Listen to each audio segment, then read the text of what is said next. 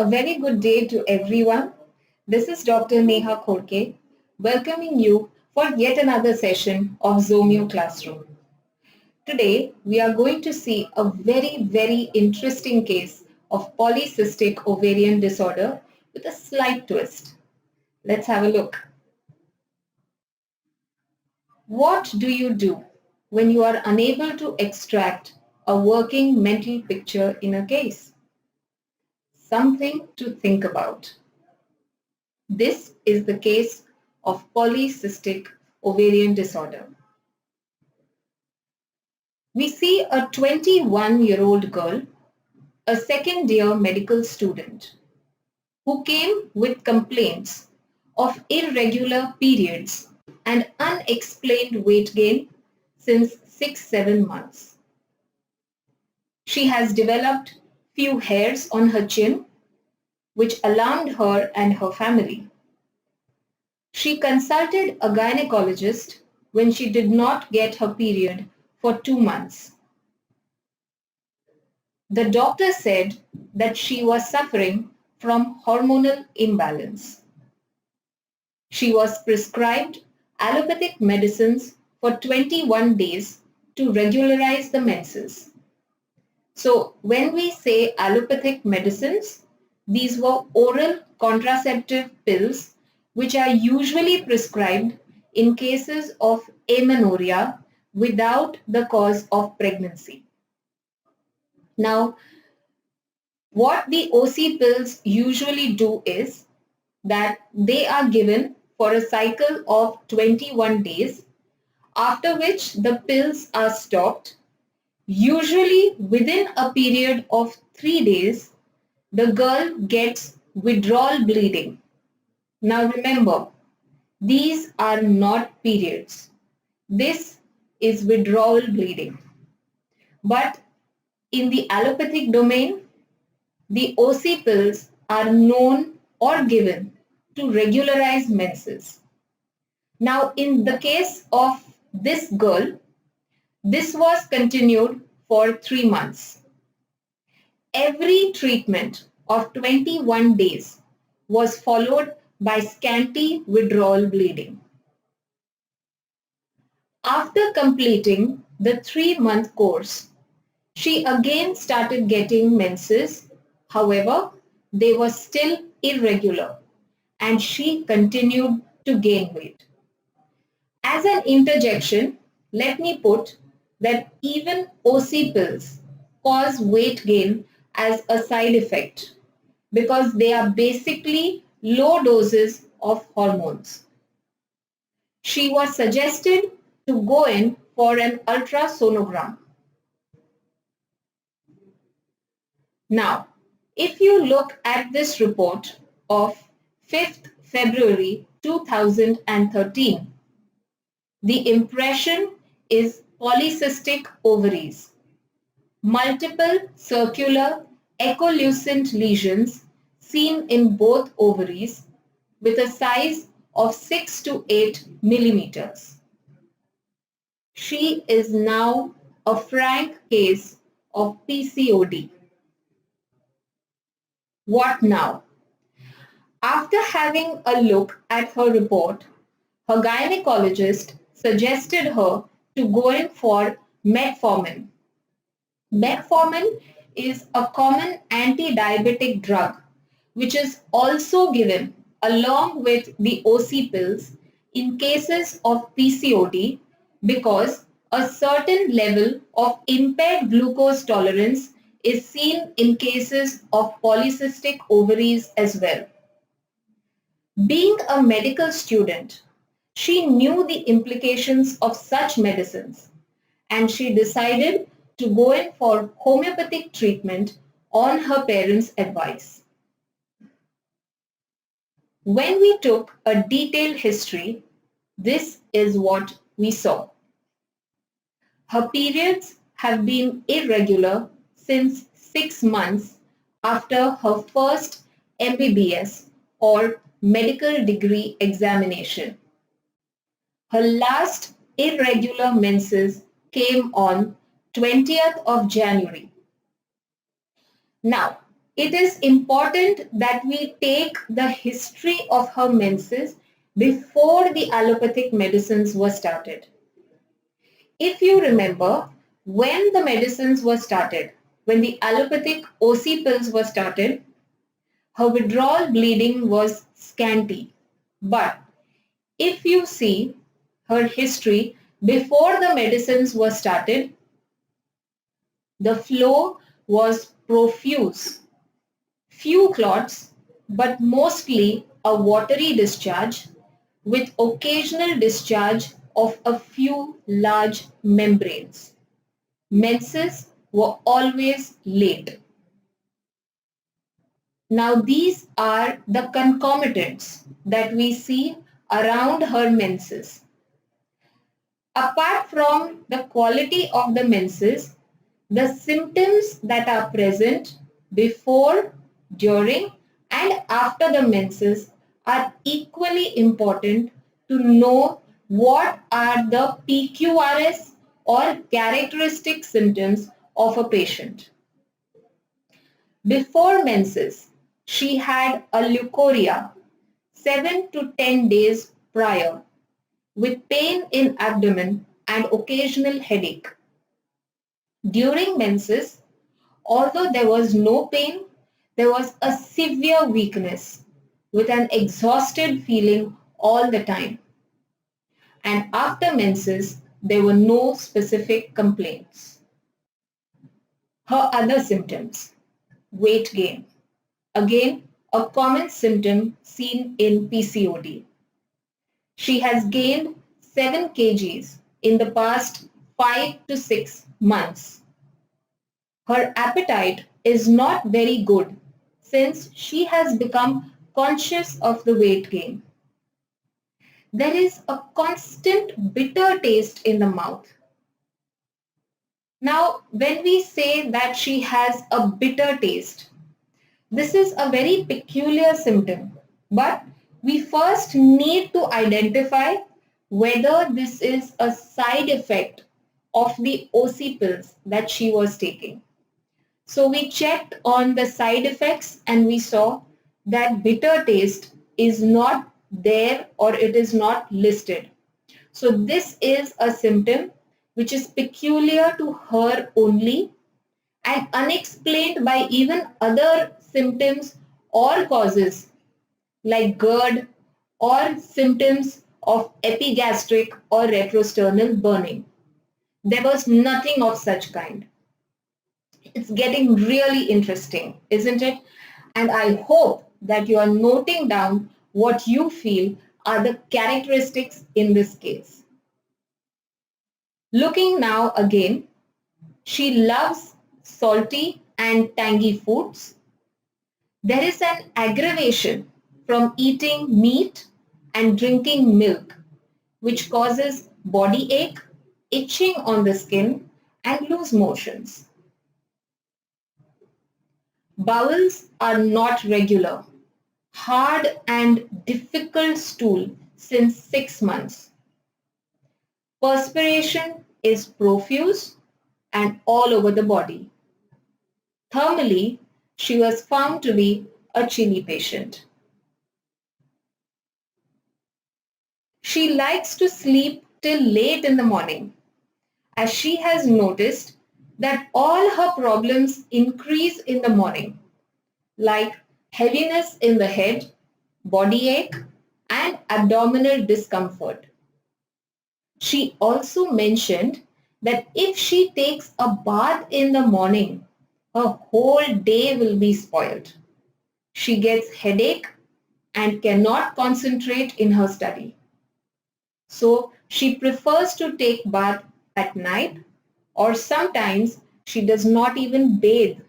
That is the level of aggravation that bathing gives her. When we probed about her life situation, she said that she had a very happy childhood. Her ambition is to become a doctor and heal people. When asked for the reason behind this choice, she said, nothing in particular. I just like biology and science as subjects.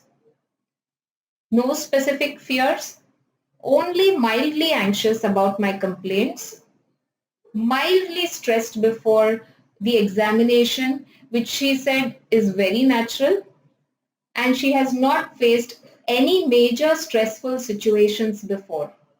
So if you see in her mental picture, since this is a case of PCOD, we naturally expected that there will be certain stressors in her life because stress is what usually leads to hormonal imbalance. Now, in this case, we were not able to extract any such major stressful factor apart from the fact that she is mildly stressed before an examination, which is natural in everybody. What do we do now? How do we prescribe when the mental picture does not show any major characteristic symptoms? Can we prescribe when the mental picture does not show any major characteristic symptoms? What do we do in this case? Do we give up? Do we say, no, we cannot give you a medicine because there is no mental picture that we can extract? Why? Is it necessary to always have a mental picture when we prescribe? I don't think so. This is not what our stalwarts say. We usually try to get a mental picture so that we are able to give a constitutional that covers everything. That is the Kantian approach. But in cases such as these, when a mental picture cannot be extracted very well, we do have an approach to fall back on, which was given by another very, very important and huge name in homeopathy, and that is Boenninghausen. We just need to use a different approach in this case. Now, if you look at what is written by Boenninghausen, he has specified that a case can be suitably resolved and an accurate remedy achieved by prescribing on the striking and singular symptoms of a case. So, when we say that we have no mental picture, we do not need to panic or get anxious. All we need to do is see if there are any other symptoms that are absolutely striking in this patient. And if you have looked carefully at the case history, you will have noted that there are many such symptoms that are characteristic for this patient. Let's have a look at which they are. What do we have in this case? Now, when we look at what Boenninghausen says, he says that there are certain symptoms which you can consider to be absolutely characteristic or striking for a patient in your case. The first in this case is the peculiarity of the disease, the characteristic symptoms of her menses. The second are the concomitants, which are so obvious and so intense in this patient. We talk about the weakness during the menses, the bitter taste in the mouth, as well as the constipation. The constipation and the bitter taste especially cannot be explained and are unrelated to the chief complaint. The third, again, very, very intense features in this case are the modalities. The marked aggravation from bathing, eating meat, drinking milk. And fourth, the morning aggravation, the time modality, given so much importance by Boenninghausen and Boger. We do have a lot of symptoms in this case on which we can prescribe the right remedy. We just need the right approach. Remember, every case need not be solved in a specific way or in just one way. There are different stalwart approaches that can also be applied and that we can always fall back on to ensure that we are giving the correct remedy to our patient. Now let's have a look at the totality. Here is the totality of symptoms that we took for this patient based on the Boenninghausen approach. The first symptom was menstruation too late. Remember, we need to take the core picture of the patient, which is unadulterated from the allopathic medicines that were given later. So importance is given to the quality of the periods before the allopathic medicines were given. So menstruation too late, menstruation profuse, menstrual discharge membranous, menstrual discharge watery. All four of these symptoms denote the peculiarity of the disease. Our next symptoms are the concomitants: weakness during menses, bitter taste in mouth, constipation. We then go to the modalities. Again, extremely important and intense in our case. Eating meat aggravates, drinking milk aggravates, aggravation from bathing, aggravation in the morning. And we have also taken an important craving, which becomes a good modifier or determiner to the final remedy, which is a desire for salty food. Now, this statement has been made in the BBCR or Boenninghausen characteristics and repertory. The cravings and aversions to various foods furnish some of the most important points in deciding upon the remedy. Another important point that is mentioned in the preface of BBCR is about modalities. Boenninghausen gives so much importance to modalities that he says that if you finally arrive at a remedy for the patient, but the remedy does not cover the modalities of the case or covers the opposing modalities of the case, you must reconsider the remedy, which means that we must doubt the remedy that we have found because the modalities were not covered. See how much importance Boenninghausen gives to the modalities in a case. Now let us see how we have converted these symptoms into rubrics. It is but obvious that we will this time be taking all the rubrics from the BBCR or Boenninghausen's characteristics and repertory. Menstruation too late is from the menstruation chapter of BBCR, menses too late. The next symptom, menstruation profuse, taken again from the menstruation chapter, menses profuse 2. Menstrual discharge in membranes, taken from menstruation chapter, menstrual blood or blood discharges membranous. And watery menses, menstruation chapter, menstrual blood or blood discharges watery. The next is a concomitant, weakness during menses.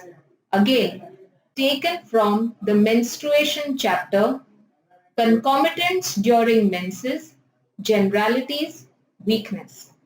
So can you see how the first 5 symptoms have only been taken from the menstruation chapter of BBCR? This is how detailed this repertory is.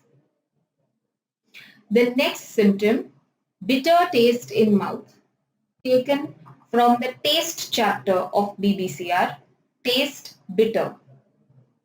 Constipation, taken from the stool chapter, stool constipation. Eating meat aggravates. The next 3 rubrics have been taken from a unique chapter of the BBCR only on aggravation and amelioration. So, eating meat aggravates is taken from aggravation and amelioration, food, drink, acid, sea sour, meat aggravates. Drinking milk aggravates, again taken from the same chapter as milk aggravates. Aggravation from bathing is a direct converted rubric as bathing and washing aggravates, again from the aggravation and amelioration chapter of BBCR. Aggravation in the morning is taken from the chapter Conditions in General with time morning. And the last, Desire for salty food, taken from the Appetite chapter, Desire for salty things. We will now record all these rubrics from the BBCR in HomePad Zomeo and see the results that come up. We now record the rubrics with HomePad Zomeo. Remember, we are going to record all the rubrics from one repertory, the BBCR or Boenninghausen's characteristics and repertory. However, I will be showing you different ways in which we can record the rubrics from the same repertory. Let us start with the first. The first is menstruation too late or menses too late. Let's do a repertory search. Now, repertory search is a feature that is generally used when we would like to see the rubric references from all the repertories that are there in our software. I'll be showing you how we can search for a few rubrics using this feature. The first rubric is menses too late. All you have to do is press Command S from your keyboard. Command S. I press Command S and a pop-up opens, which is a search bar in which I can now enter the keywords that I am looking for. I put menses late and click enter. I now see 289 references for late menses. However, my eye is only on one repertory, which is BBCR. So, I directly jump to the references from that repertory by clicking on Boenning here. Boenning is the short form of the BBCR in HomePad Zomeo. I click on Boenning and I see that there is only one reference for the keywords that I typed in BBCR. Menstruation, menses, too late. I check the box and it is now recorded. Let me show you another rubric recorded through repertory search. The next rubric is menses profuse 2. Again, we can press Command S from the keyboard. Another way in which you can access repertory search is by clicking on this word repertory from the top taskbar.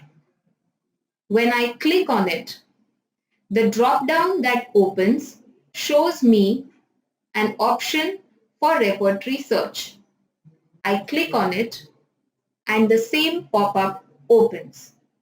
I now put in menses, profuse, and I click enter. Now I have more than 1,800 references. I am still going to go only with one repertory, which is BBCR. I click on boning and I see 3 references from that repertory. I select and record the first, menses profuse 2. The next rubric I am looking for are menses membranous. Now again, let me do a quick search through repertory search and look for this rubric. Command S again, and I only type one word, membranous.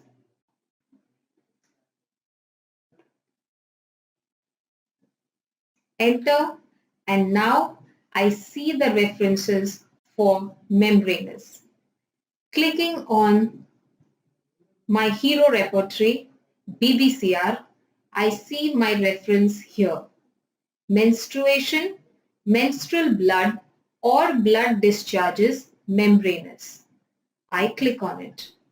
Now, if I would like to see what are the remedies under this particular rubric, I just click on the rubric and a window opens that shows me that there are 15 remedies, and it now displays the names and gradations of all 15 remedies. My next rubric is menses watery. Again, Command S and I type watery. I know that I have got a lot of references because the software has searched from all the different chapters. Again, I click on boning, which has 37 references, but I go to that one chapter which is specific for me, which is menstruation, menstrual blood or blood discharges watery. I select it and now my rubric is recorded. This is how simple it is to record rubrics using repertory search. My next rubric is the concomitants during menses, and it has weakness. So that is my rubric that I would like to record. My next rubric is weakness during menses. Now again, let me search for this using repertory search. Command S again and I type weakness menses. Enter 523 references, but I am looking for this reference. Concomitants during menses, generalities, weakness from BBCR. I click on it and it is now recorded. After recording 5 rubrics with repertory search, let me show you another very easy feature through which rubrics can be recorded, and that is quick symptom record. The quick symptom record is for those homeopaths or physicians for whom conversion of symptoms into rubrics is not a very easy task. For them, it is easier to look for the symptoms of the patient in the form of symptoms rather than rubrics. What we have done is we have listed out all the possible symptoms of a patient in patient language under quick symptom record, and against each symptom we have linked rubrics that are relevant to that symptom. That is quick symptom record. Let me show you how you can access this very important and utility oriented feature. All you have to do is press Command K from your keyboard and the quick symptom record feature opens. On the left hand side, you see a list of all the symptoms that have been categorized into different chapters. Now I want to look for two symptoms using this feature. The first is a bitter taste in the mouth and the second is constipation. Now to look for bitter taste, one option is to enter the chapter and look for the symptoms. But instead, why waste time when all I need to do is type the words in the search bar and get the result? So I type bitter taste. And now I get the references for bitter taste. The first is under fever. However, our patient does not have fever. She generally has a bitter taste in her mouth. So we click on the next reference, mouth, taste, bitter. I click on it and now I see all the references for bitter taste.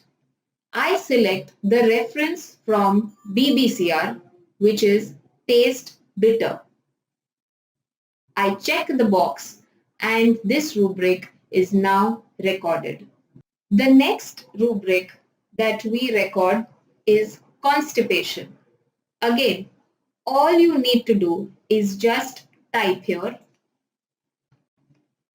constipation. And now we see all the references for constipation in the quick symptom record. I go into rectum and anus, constipation. This is the rubric that I am looking for. So I click on constipation and now I see all the rubrics that have been linked to this word. I select the rubric from BBCR and now it is recorded.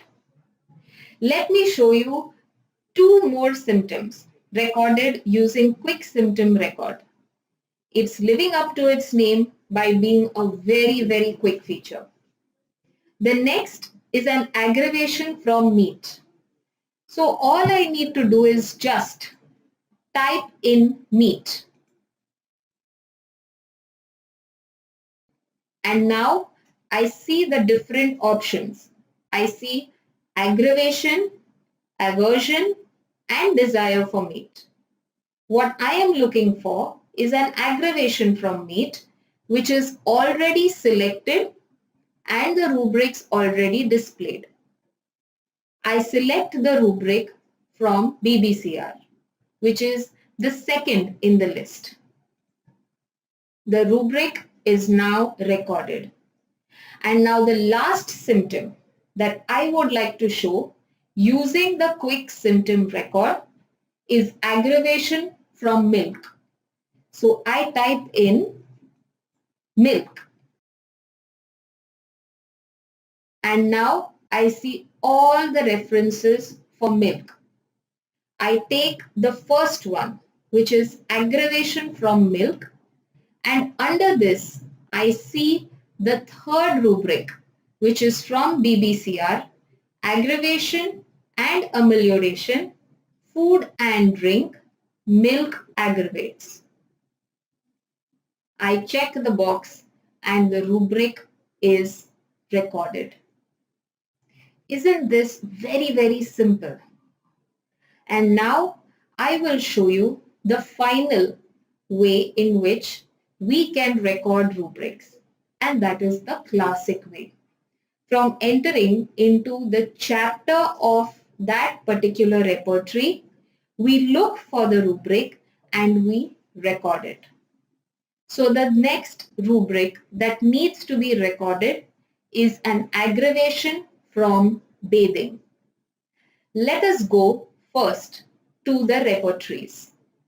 To do that, click on Repertory and click Repertory List. You can also press Command O from your keyboard. Clicking on Repertory List opens the list of repertories that are there in the software. I am looking for BBCR.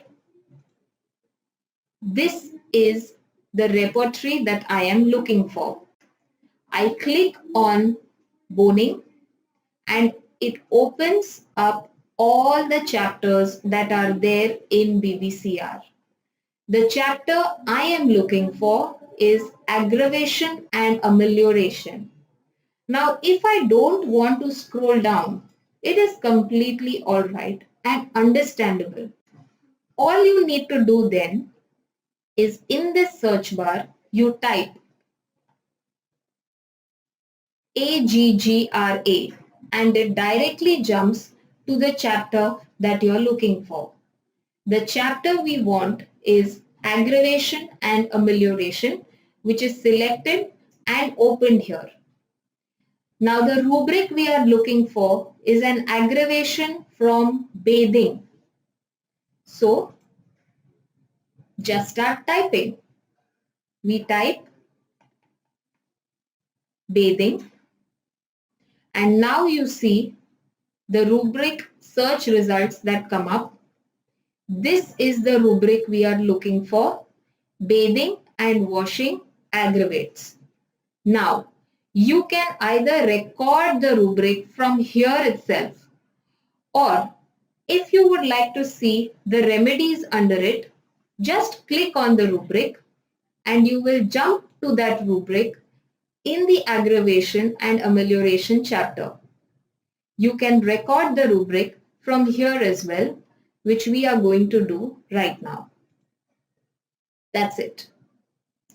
The next rubric that we want to record is time morning. For that, we go into the chapter of generals by BBCR. So I start typing general. I see all the references of the generals or generalities chapters of different repertories and I go to the generalities chapter under boning. Now here I can already see that the first rubric is time and under time I can see morning. This is the rubric that I am looking for. So I did not need to type in anything because I saw the rubric and I got the rubric on the first page itself. So I select morning. This rubric is also recorded and now I record my final rubric, which is desire for salty food. For this, I need to go in to the appetite chapter of BBCR. So I type in APP and now the appetite chapter of BBCR is open in front of me and I now want to look for desire for salty food. So again, I start typing desire space salty. And this is the reference I get. There is only one reference in BBCR, desire for salty things. Let me record this rubric from here itself. It's done. And all 12 rubrics have been recorded from BBCR. Now, If I want to see the repertorization sheet, I will click on this icon here on the black taskbar, which is showing me that 12 rubrics have been recorded. I click on it and now my repertorization sheet is open. It is showing me 195 remedies. Now if we see the list, in totality, it is calcarea, which is coming out tops. If we look at the symptoms covered, it is again calcarea, which is covering all 12 rubrics that we have recorded. Friends, if we had recorded all these rubrics from different repertories, we would have got a much wider search result. We would have got a huger choice of remedies, but BBCR makes it very simple and specific for us. It is telling us that there is only one remedy and one remedy only that can be given to this patient, and that is calcarea, because it covers all of the rubrics. All of these rubrics are very, very, very important. However, if we still want to ensure that this is the remedy for our patient, what do? We apply a filter. Let us apply one of our most popular filters, which is the cross-repertorization filter. The cross-repertorization filter basically takes all the most important symptoms that you have marked and shows you only that remedy or those remedies that are covered by all the selected rubrics together. And this is going to give you a more refined picture. Now, suppose I'd like to see that remedy which covers all the physical generals in this case. Okay, because since they are generals, they obviously take up more prominence or importance. So I apply the cross repertorization filter. I access the cross repertorization filter from the filters toolbar. This is cross repertorization. I click on it. Here I see a list of all the rubrics, and now I select all the generals in this case. So all the modalities as well as the desires. Apply, and now you see there is only one remedy, which is calcarea. So now I know that I need to prescribe calcarea in my case. But how do I decide in which potency I should give calcarea? Because the potency is equally important to the correct remedy. What do I do in such a case? I have something called as the potency selector, which is there in HomePad Zomeo, and this is going to help me to arrive at the correct potency for my patient. To access potency selector, I click patient and I click the last option in this menu called the potency selector guide. Now I see a pop-up window in which there are certain options. I need to select the option that is relevant to my patient. So my patient is an adult.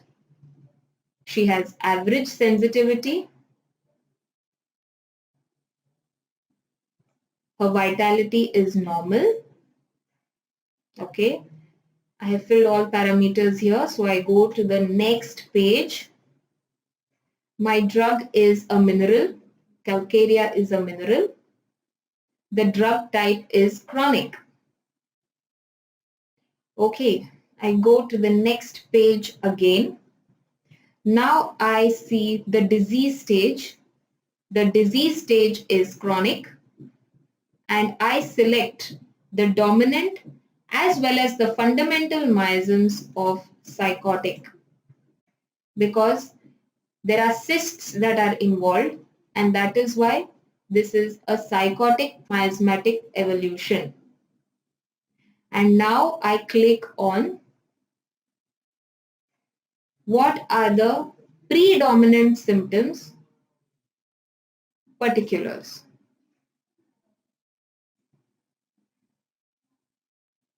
Result, I have been told to give calcarea carb in the medium potency, so 30 to 200, and an infrequent repetition. So now the software has told me that my final prescription is calcarea carb in the 30th potency.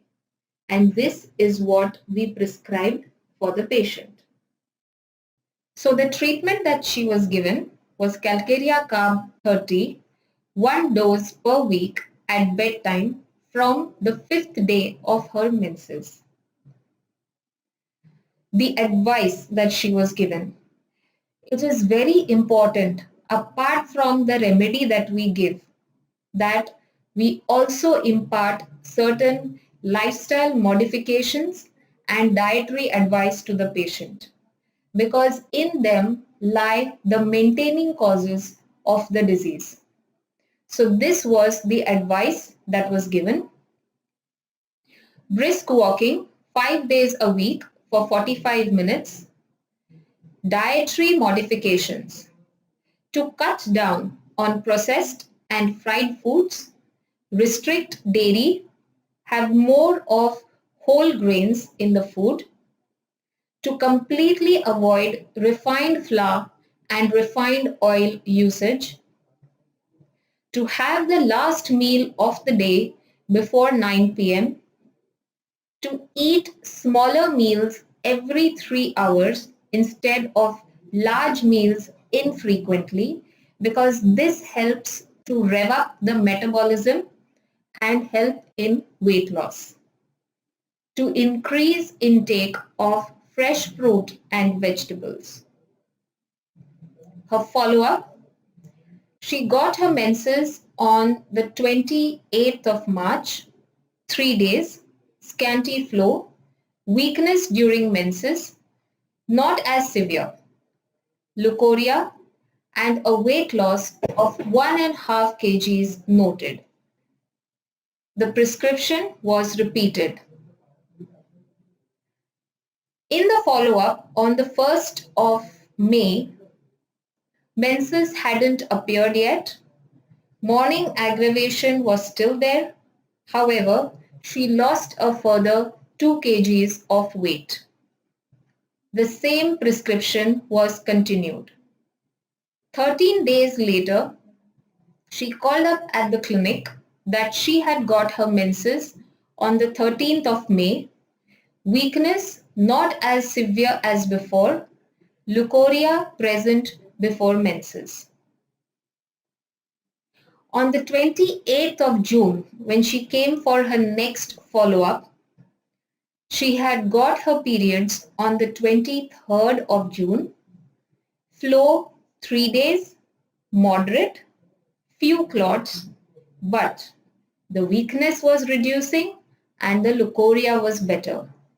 She lost weight further, but what really caught our attention was that even her morning aggravation seemed a little better this time. The remedy was not repeated. She was only kept on placebo. On the 8th of August, she reported that she got her periods on the 31st of July. If we see the previous follow-up, she got her periods on the 23rd of June.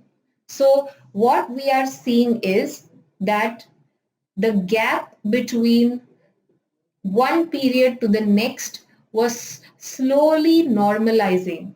She was still 7 days ahead, but much better than what it was before. flow 3 days, weakness reducing, leukorrhea improving. She is now bathing every day in the morning without any aggravation of complaints. Weight came down further at a steady 58.5 kgs, and she was advised to repeat her sonography. Look at the report. No obvious mass lesion or free fluid detected in the pelvic region on sonographic examination. She had become absolutely normal within a span of just 5 months. Now, what is the learning that we acquire from this case? Every case that comes into our clinic need not be a textbook case containing characteristic mentals and generals. Many times, the particulars are the hero of the case and predominate the entire patient picture. At such times, we consider the characteristics at the particular level that will guide us to the correct remedy, and very often they do. In this case, Boenninghausen's approach helped to decide the correct remedy. Pathology is equally important in refining our search for the remedy, since it helps to determine the miasmatic evolution of the patient. With the right remedy, it is not only the chief complaint, but the other peculiarities as well that will improve. So, if you saw in this case, it was not just her menses, but even her morning aggravation that improved a lot. So, we see an overall improvement in this girl. Thank you very much, and I hope that you have taken a lot of learning from this case. We will see you next week. Goodbye and take care.